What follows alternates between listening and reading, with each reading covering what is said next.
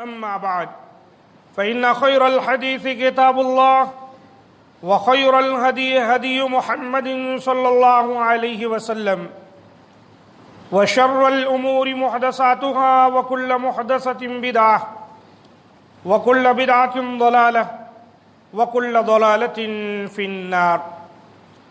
قال الله تبارك وتعالى في القرآن المجيد والفرقان الحميد: فأعوذ بالله السميع العليم من الشيطان الرجيم من همزه ونفخه ونفثه. بسم الله الرحمن الرحيم. واصبر نفسك مع الذين يدعون ربهم بالغداة والعشي يريدون وجهه ولا تعد عيناك عنهم تريد زينة الحياة الدنيا ولا تطع من أغفلنا قلبه عن ذكرنا واتبع هواه وكان أمره فرطا. رب اشرح لي صدري ويسر لي أمري واحلل عقدة من لساني يفقهوا قولي. رب زدني علما. ربنا لا علم لنا إلا ما علمتنا إنك أنت العليم الحكيم. معزز سامعین کرام، آج کے خطبہ مسنونہ کے بعد قرآن حکیم سورۃ الکہف کی آیت نمبر 28 کی میں نے آپ کے سامنے تلاوت کی ہے۔ اس آیت مبارکہ کے اندر اللہ تعالی نے اپنے نبی سے خطاب کیا ہے، فرمایا وَاصْبِرْ نَفْسَكَ مَعَ الَّذِينَ يَدْعُونَ رَبَّهُمْ۔ اے نبی، آپ صبر کریں اور روکے رکھیں اپنے نفس کو، یعنی اپنے نفس کے لحاظ سے آپ صبر کریں، اپنے آپ کو روکے رکھیں ان لوگوں کے ساتھ جو پکارتے ہیں یدعون ربہم بالغداۃ والعشی، اللہ تعالیٰ کو، اپنے رب کو صبح اور شام، یریدون وجہہ، وہ اپنے رب کی رضا چاہتے ہیں، اپنے رب کی مرضی اور خوشنودی چاہتے ہیں۔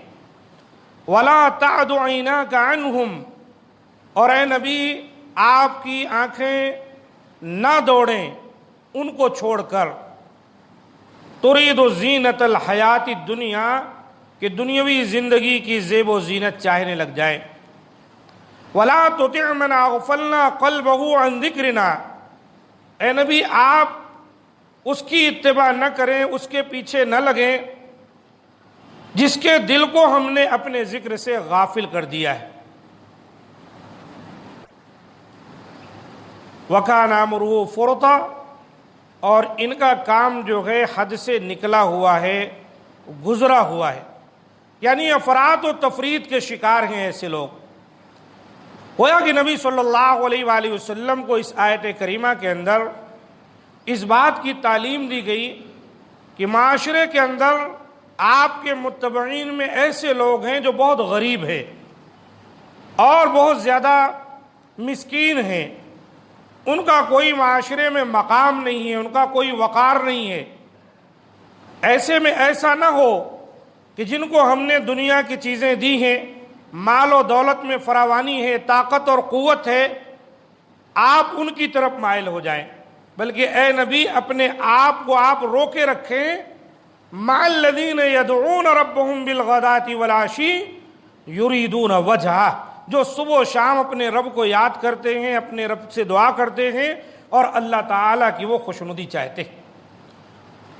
تو معاشرے کے اندر ہم بھی دیکھیں گے یہی دو طرح کے لوگ پائے جائیں گے۔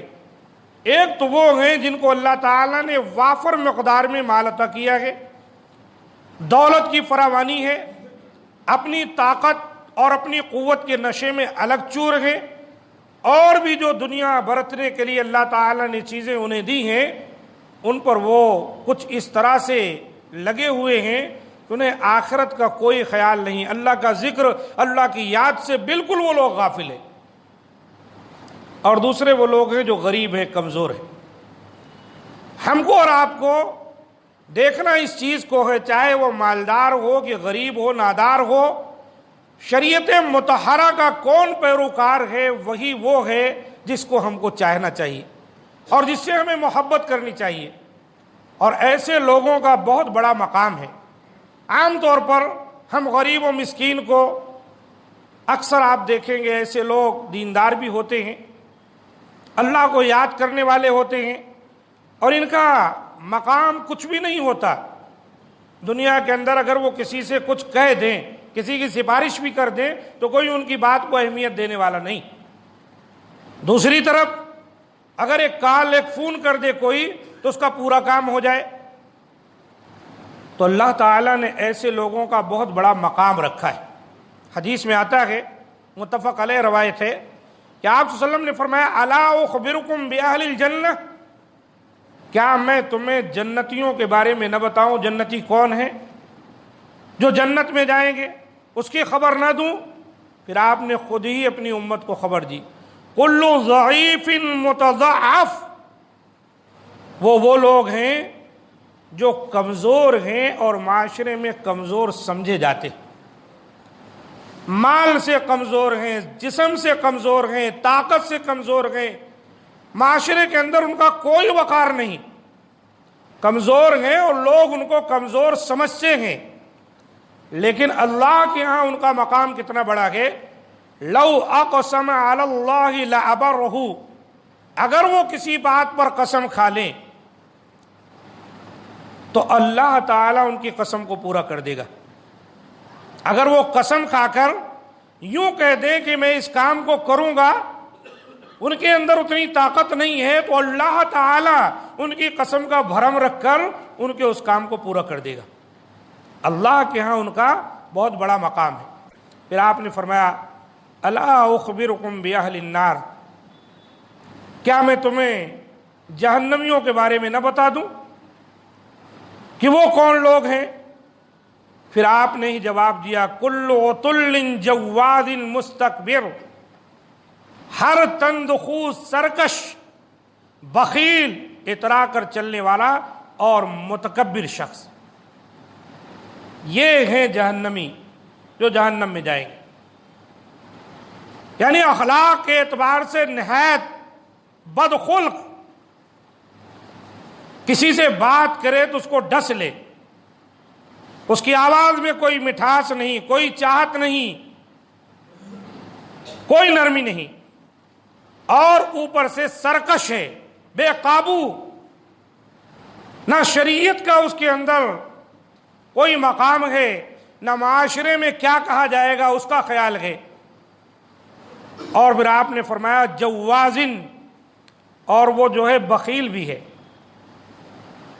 اور متکبر ہے، اترا کر چلنے والا، مستکبر، ایسے لوگ ہیں جو جہنم میں جائیں گے۔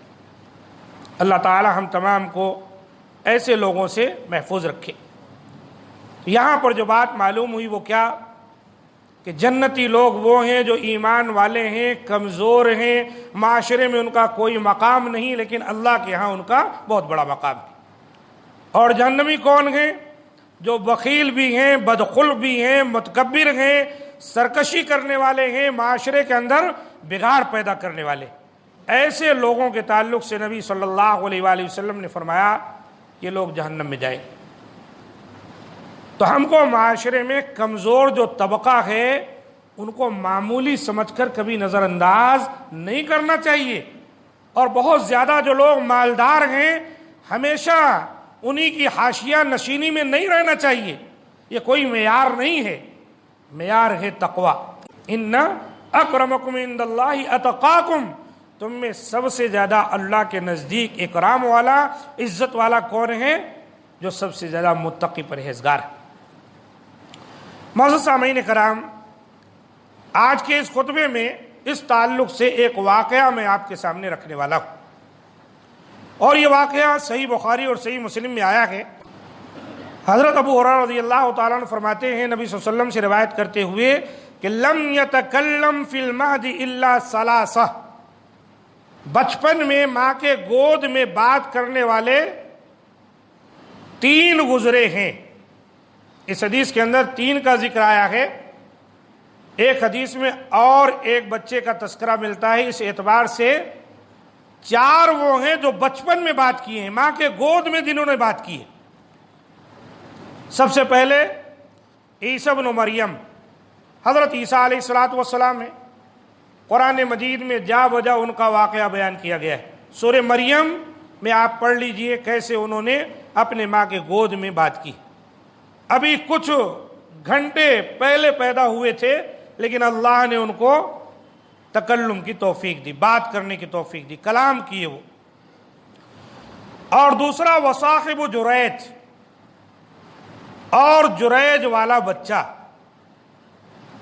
نبی صلی اللہ علیہ وسلم فرماتے ہیں وَكَانَ جُرَيْجٌ رَجُلًا عَابِدًا، جو پچھلی قوم گزری ہے ان میں ایک جریج نامی آدمی تھا جو بڑا عابد تھا، عبادت گزار تھا، عالم نہیں تھا، جو کچھ اللہ نے اس کو علم دیا تھا اس پر عمل کرتا تھا۔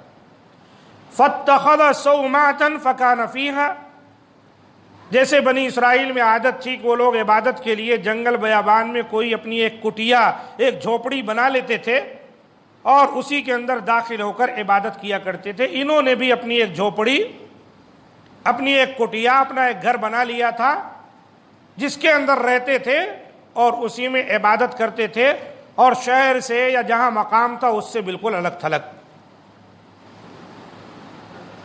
فاتتہ امہ وہو یصلی، ایک بار ایسا ہوا کہ ان کی والدہ ان سے ملنے آئیں۔ اسے یہاں اندازہ لگائیں کہ والدہ کا کتنا بڑا مقام ہے۔ والدہ ملنے آئیں تو یہ بیچارے اپنی کٹیا میں، جھوپڑی میں اس وقت نماز پڑھ رہے تھے۔ والدہ باہر سے آواز دیتی ہیں یا جریج، اے جریج، لیکن یہ عبادت میں مشغول ہیں اور کہتے ہیں یا ربی امی و صلاتی، اے اللہ، ایک طرف میری ماں آئی ہے جو آواز دے رہی ہے اور دوسری طرف میں نماز میں ہوں، اب کیا کروں؟ یہاں اس بات کو یاد رکھیں، اگر کوئی نفلی عبادت پڑھ رہا ہے، نفلی نماز، اور اس طرح والدہ آواز دیں جیسے جریج کی والدہ نے آواز دی تھی، تو نفلی نماز کو توڑ کر والدہ کی آواز پر لبیک کہنا چاہیے۔ چونکہ یہ عالم نہیں تھے اس لیے ان کو یہ مسئلہ معلوم نہیں تھا، یہ نماز پڑھتے رہے، ان کی والدہ چلے گئیں۔ فَأَقْبَلَ عَلَىٰ صَلَاتِهِ فَانْصَرَفَتْ، یہ نماز میں لگے رہے، والدہ واپس چلی گئی۔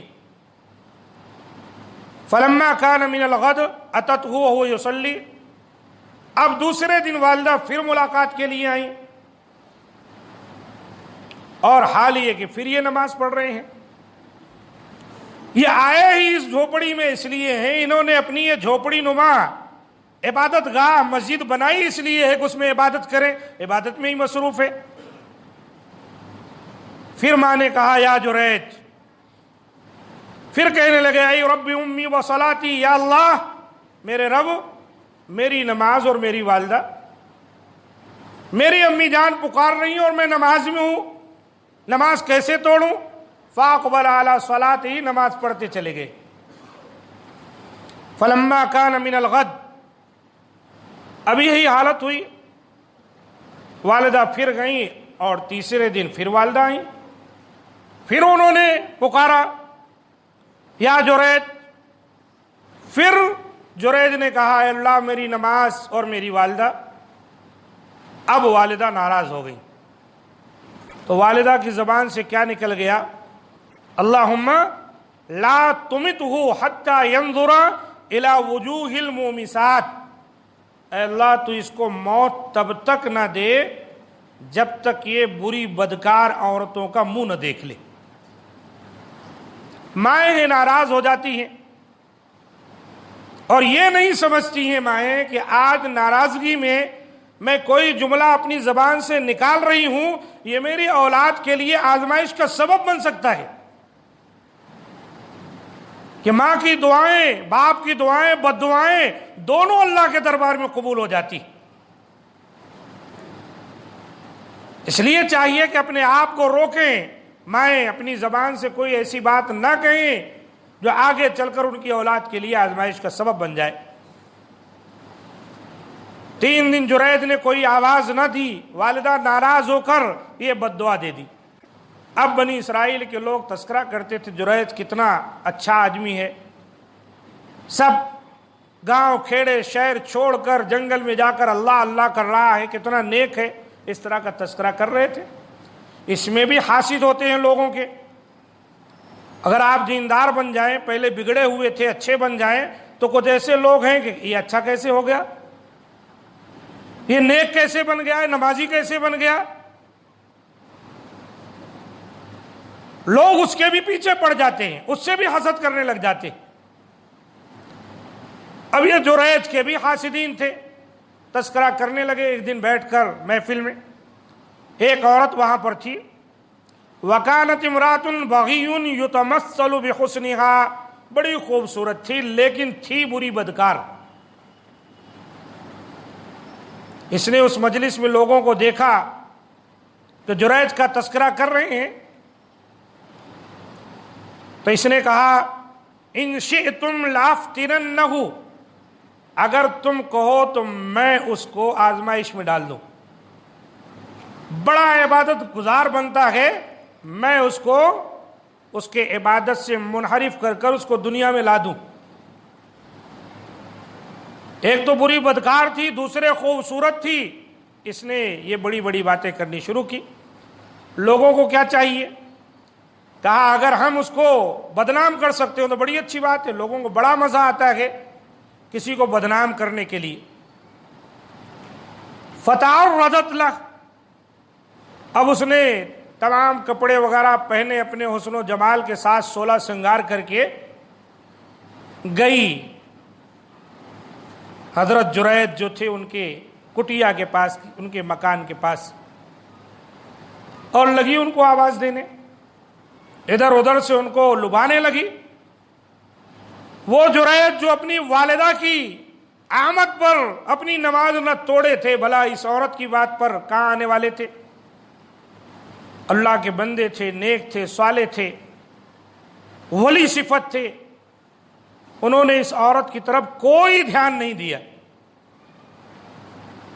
اور یہی چیز عورت کے لیے بہت بڑی مار ہوتی ہے کہ وہ اپنے آپ کو بہت بڑی سمجھ رہی ہے، بڑی خوبصورت سمجھ رہی ہے، سمجھتی ہے کہ سارے لوگ ہم پر فدا ہو جائیں گے میری ایک نظر دیکھ کر، اور جب کوئی اس کی طرف التفات ہی نہ کرے، آواز کا جواب ہی نہ دے، تو وہ اپنے آپ میں گویا کہ ذلیل ہو جاتی ہے، وہ اپنی رسوائی سمجھتی ہے کہ مجھ پر کوئی توجہ نہیں دی گئی، لوگ تو مجھ پر مرتے ہیں اور یہ میری طرف کوئی التفات ہی نہیں کیا۔ اس نے اس سے بھی بڑا پروگرام بنا لیا۔ فاتت رائن کان یاوی الی صومعتہ، حضرت جریج جو تھے ان کے اس کٹیا یا ان کے جھوپڑی کے پاس ایک چرواہا رہتا تھا، بکریاں وغیرہ چرا کر وہیں آ کر اس نے بھی اپنا قیام کر لیا تھا کونے میں۔ اب یہ عورت اس چرواہے کے پاس چلی گئی اور اپنے آپ کو ان کے سامنے پیش کر دیا، اس کے سامنے پیش کر دیا۔ انسان بھٹک گیا ہے چرواہا، اور یہ اس کے ساتھ زنا کی، وہ بھی دونوں ملوث ہو گئے۔ فَأَمْكَنَتْهُ مِن نَفْسِهَا فَوَقَعَ عَلَيْهَا فَحَمَلَتْ، اور اس ملاقات سے، اس بدکاری سے جو چرواہے کے ساتھ اس نے کی ہے، حاملہ ہو گئی۔ فَلَمَّا وَلَدَتْ قَالَتْ هُوَ مِن جُرَيْج، وہاں نہیں کچھ کر سکی تھی، اس طرح سے کھیل کھیلی، حاملہ ہو گئی۔ جب بچہ پیدا ہوا لوگوں نے کہا کس کا؟ کہا جریج کا ہے، اس نے میرے ساتھ بدکاری کی، اسی کا بیٹا ہے۔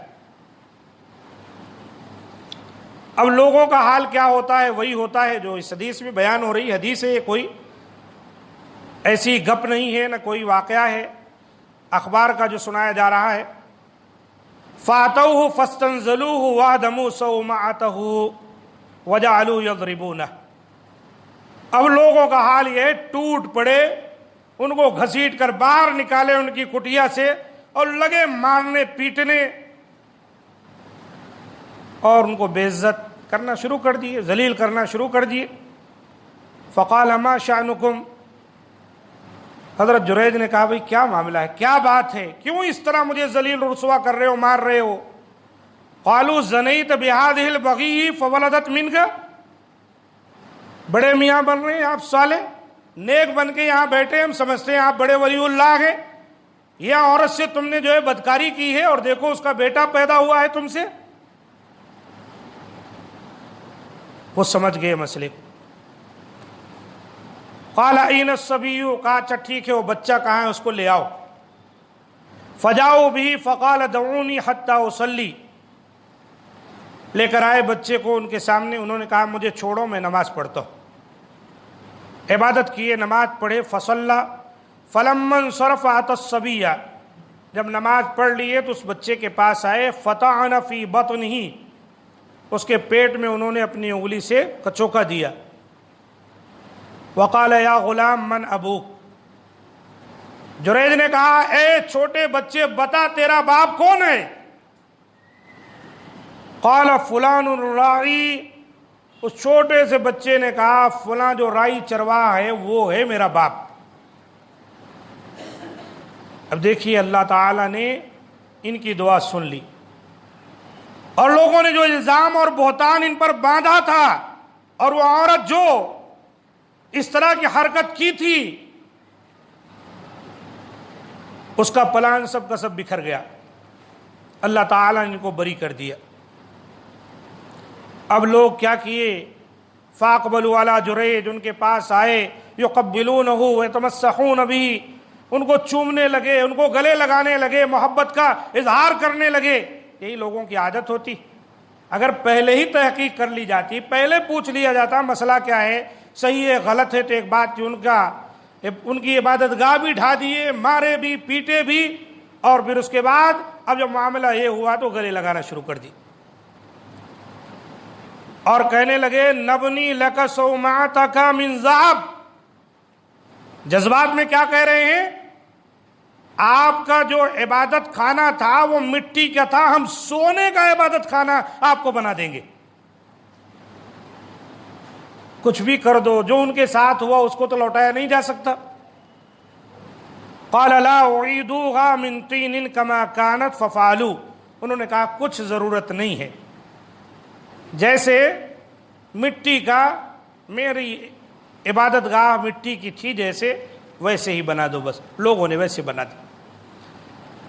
دیکھیے میرے دوستو، یہ ایک واقعہ ہے، اس کو واقعہ سمجھ کر بھی ہم ٹال دے سکتے ہیں، لیکن اس واقعے کے اندر بہت ساری ایسی باتیں ہیں جن میں ہمارے لیے عبرت ہے۔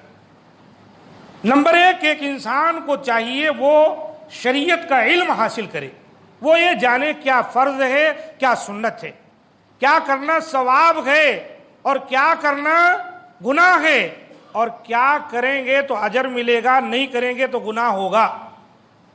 فرق کرے نفل میں اور فرض میں۔ اب دیکھیں جریج بڑے نیک آدمی تھے، لیکن اس کے باوجود ان کے پاس شریعت کا علم نہیں تھا، ورنہ وہ والدہ کے پکارنے پر اپنی عبادت چھوڑ کر بولی امی جان۔ تو فرائض کی جو اہمیت ہے نوافل کی نہیں ہے، فرائض کو نہیں توڑا جا سکتا الا یہ کہ کسی اپنے جان کے لیے، کسی کی جان کے لیے خطرہ ہو، لیکن نوافل میں اگر آپ کہیں ڈیوٹی کر رہے ہیں اور نوافل ادا کرنے لگ گئے تو ڈیوٹی فرض ہے، آپ نوافل میں مت لگی، اس کی وجہ سے اگر آپ کی ڈیوٹی میں کوئی کمی ہوگی تو اللہ کے ہاں پکڑے جائیں گے۔ فرض کے لیے اجازت ہے۔ آج ہم دیکھتے ہیں ایسے معمولی باتوں کی وجہ سے ہمارے رشتے ٹوٹ جاتے ہیں، بگاڑ پیدا ہو جاتی ہے۔ آپ کہیں کام کرتے ہیں، چلے آتے ہیں مسجد میں، آدھا گھنٹے تک مزے میں بیٹھتے ہیں، آج جمعہ کا دن ہے، اجازت ملی ہوگی نماز پڑھنے کے لیے، جو بھی ہے آدھا گھنٹہ، اب اسی نام پر آپ آئیے، یہاں آرام کیجئے، جائیے چائے پیجئے، بریانی کھائیے، گھر سے بھی تھوڑا لوٹ آئیے، اور پھر مزے میں 1 گھنٹے کے بعد جا کر کمپنی میں آپ حاضر ہوئی۔ غلط بات ہے۔ جو فرض ہے اس کے لیے اجازت ہے، نوافل ترک کر دیجئے، آپ وہ فرض کی ڈیوٹی نبھائیے۔ شریعت کا علم حاصل کرنا بہت ضروری ہے، کیا چیز ضروری ہے، کیا غیر ضروری ہے، اس کو سمجھنا انتہائی ضروری ہے۔ اور پھر یہ کہ مائیں ہماری عورتیں جو ماں ہیں وہ اپنی اولاد کے لیے بد دعا کرنے میں جلدی نہ کریں، دعا کرنی چاہیے، بد دعا نہیں کرنی چاہیے۔ مکہ کے امام تھے، الحمدللہ ابھی بھی بہت بڑے انچارج ہیں حرمین شریفین کے۔ انہوں نے اپنا واقعہ بیان کیا کہ ایک مرتبہ کچھ مہمان آئے تھے ہمارے گھر، اور میری والدہ سالن پکا رہی تھی، اور جیسے عام طور پر بچے شرارتی ہوتے ہیں، ایسے میں شرارت کرتے کرتے کیا کیا، لے جا کر والدہ کی ہنڈیا میں مٹی ڈال دیا، جو بھی وہاں کی ریت وغیرہ تھی، سالن پورا خراب ہو گیا۔ میری والدہ بہت ناراض ہوئی، اور ناراضگی میں بد دعا کرنے کے بجائے بولی، جا اللہ تعالیٰ تجھے کعبہ کا امام بنا دے۔ دیکھیے میری والدہ اس غصے میں میرے حق میں دعا کی، اور میں اس دعا کی برکت سے امام کعبہ ہوں۔ تو ماؤں کو چاہیے اپنے غصے کو کنٹرول کریں، بد دعا نہ کریں، ورنہ ان کی اولاد آزمائش کا شکار ہے۔ دیکھو جریج کی والدہ نے بد دعا کر دی، اور جریج کے لیے کتنی بڑی مشکل آ گئی۔ اور پھر یہ بات بھی ذہن نشین کرنی چاہیے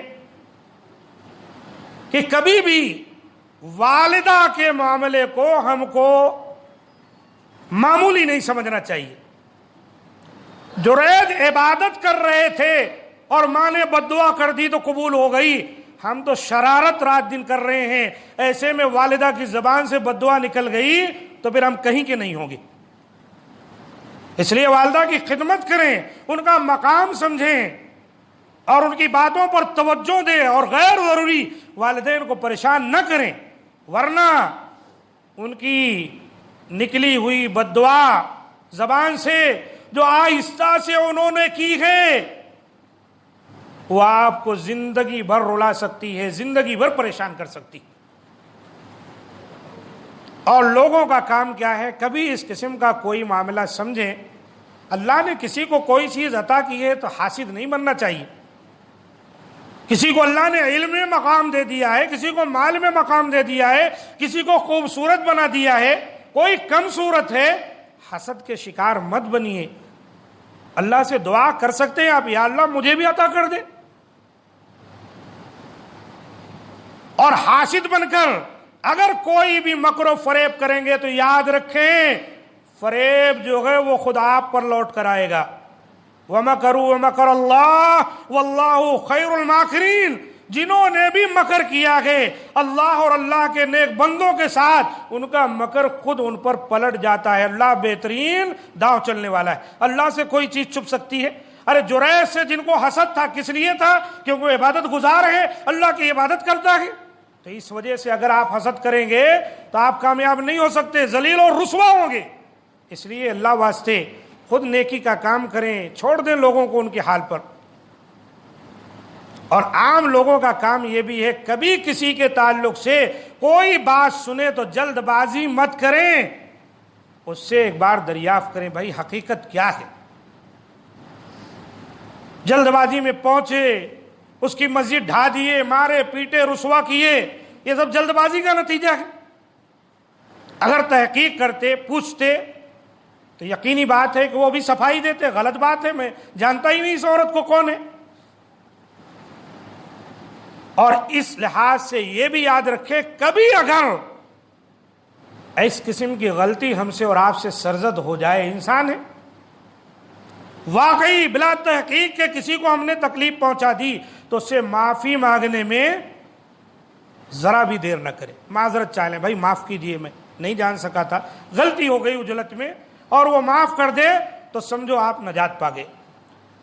تو یہ وہ باتیں ہیں جو اس واقعے کے اندر موجود ہیں، اور قرآن و سنت میں جتنے واقعات بیان کیے گئے ہیں ان میں ہمارے لیے کیا ہے، ایک عبرت ہے، ایک سبق ہے۔ نبی صلی اللہ علیہ وآلہ وسلم نے واقعہ خود بیان کیا ہے تو ظاہر سی بات ہے۔ اب دو اور ہیں جنہوں نے بچپن میں بات کی تھی، ایک اس حدیث میں ہے اور دوسرا واقعہ دوسری جگہ ہے، انشاءاللہ اگلے خطبے میں زندگی رہے گی تو آپ کے سامنے میں اس بات کو مکمل کروں گا۔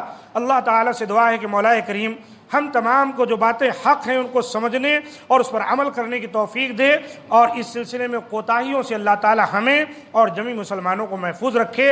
اللہ تعالی جہاں کہیں مسلمان موجود ہیں اللہ تعالیٰ ان کی عزت و آبرو، مال و خون کی حفاظت فرمائے، اللہ تعالیٰ ان کی مدد فرمائے۔ ہم تمام کی اللہ تعالیٰ دعاؤں کو قبول فرمائے، ہم پر رحم فرمائے کہ یقیناً وہی رحم و کرم کرنے والا ہے۔ سبحان ربک رب العزت عما یصفون۔